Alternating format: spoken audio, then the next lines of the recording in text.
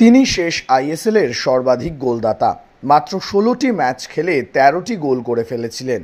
তার অন্যান্য প্রতিদ্বন্দ্বীরা তুলনামূলকভাবে বেশি ম্যাচ খেলেও তাকে টপকাতে পারেনি।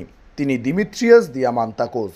৩১ বছরের এই গ্রিক স্ট্রাইকারকে নিয়ে তাই স্বাভাবিকভাবেই ভারতের দলবদলের বাজারে বেশ সরগরম ছিল প্রথম থেকেই।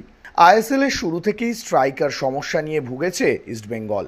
শেষ দুবছর ব্রাজিলিয়ান স্ট্রাইকার ক্লেটন সিলভা বেশ কিছু গোল করলেও তিনি প্রকৃত নাম্বার ৯ নন।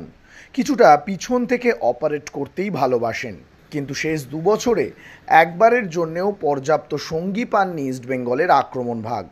তাই দিমিত্রিয়াসকে দলে পেতে প্রথম থেকেই ঝাঁপিয়েছিল ইস্টবেঙ্গল, কিন্তু লড়াইটা প্রথম থেকেই কঠিন ছিল। Mumbai city FC, Bengaluru FC ভীষণভাবেই চাইছিল এই গ্রিক স্ট্রাইকারকে। দাম বাড়াতে মাঠে নেমেছিল মোহনবাগানও।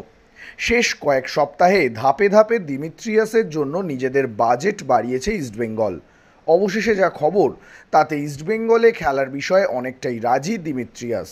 সরকারিভাবে স্বীকার না করলেও ইস্টবেঙ্গল কর্তারা প্রায় নিশ্চিত আগামী বছর লাল হলুদ জার্সি পরে খেলবেন তিনি। সব ঠিক থাকলে ১ বছরের জন্য ইস্টবেঙ্গলের চুক্তিপত্রে সই করে দিচ্ছেন তিনি। তবে সত্যি যদি ইস্টবেঙ্গল মাদি তালালের পর দিমিত্রিয়াসকে জালে তুলতে পারে, তাহলে শেষ আইএসএলের অন্যতম সেরা দুই বিদেশিকে সই করিয়ে দলবদলের বাজারে সবথেকে বড় চমক দেবে লাল হলুদ।